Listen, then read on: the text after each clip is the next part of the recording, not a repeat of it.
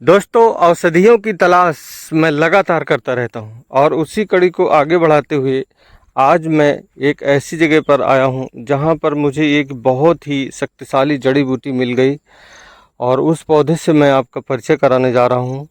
और दोस्तों, मैं लगातार आपके लिए ये काम करता रहता हूं। आपसे रिक्वेस्ट है कि आप मेरे चैनल को सब्सक्राइब ज़रूर कर लीजिए। आइए मैं उस औषधि पौधे से आपको मिलवाता हूं।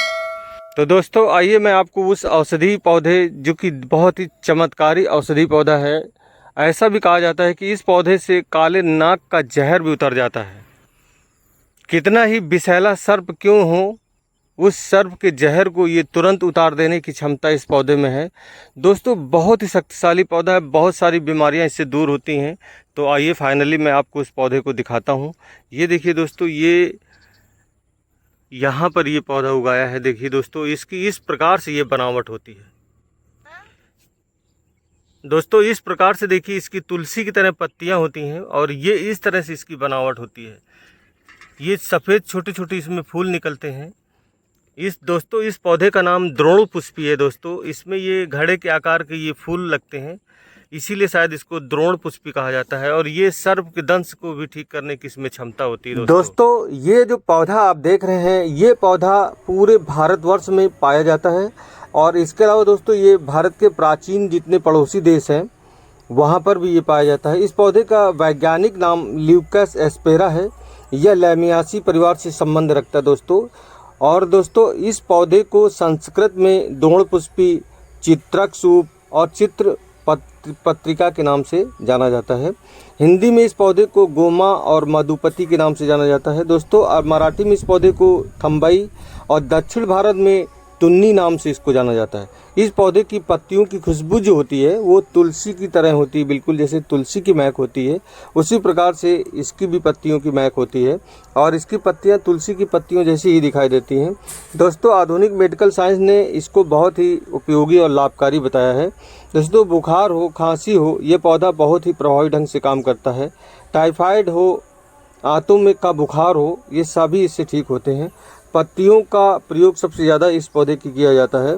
इस पौधे में ऐसे गुण पाए जाते हैं जो कि दर्द और सूजन को कम करते हैं। दोस्तों, द्रोणपुष्पी के पत्तों का पेस्ट बनाकर उसका रस निकाल लें और उस रस को घाव में लगाने से घाव बहुत जल्दी भर जाते हैं और उस घाव की सूजन और दर्द भी ठीक हो जाते हैं।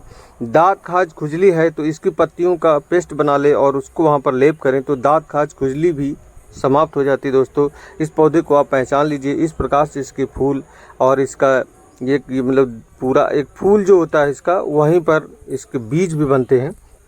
दोस्तों, द्रोणपुष्पी बुखार के लिए बहुत ही फ़ायदेमंद होती है। यदि बहुत ही विषम ज्वर हो रहा है, बहुत ही खतरनाक ढंग से बुखार आ रहा है जो उतर नहीं रहा किसी कारण से, तो दोस्तों द्रोणपुष्पी की पत्तियों को लेना है, गिलोय को लेना है, चिरैता को लेना है, सौंठ और तुलसी को मिलाकर अच्छा सा एक काढ़ा बना लीजिए और उस काढ़े को दिन में 20 से 30 ml की मात्रा में 3-4 बार अगर आप लेते हैं सोते समय तक, तो निश्चित रूप से बुखार वो ठीक होने लगता है। दोस्तों, ये पौधा बहुत ही अत्यंत उपयोगी है, इसको पहचान लीजिए। मेरा मेन मोटिव तो यही है कि आप पौधों को पहचानिए। पौधे हमारे आसपास लगे होते हैं लेकिन हम लोग पहचानते नहीं हैं और इनके उपयोग करना सीख जाइए।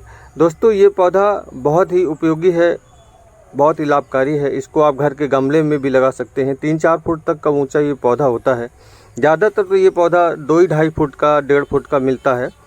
आप इसको आसानी से गमले में लगा सकते हैं। इसकी सेवा करिए, ज़रूरत पड़ने पे आप इसका उपयोग कर सकते हैं, जिससे कि आप घर बैठे अपने तमाम बीमारियों को ठीक कर सकते हैं।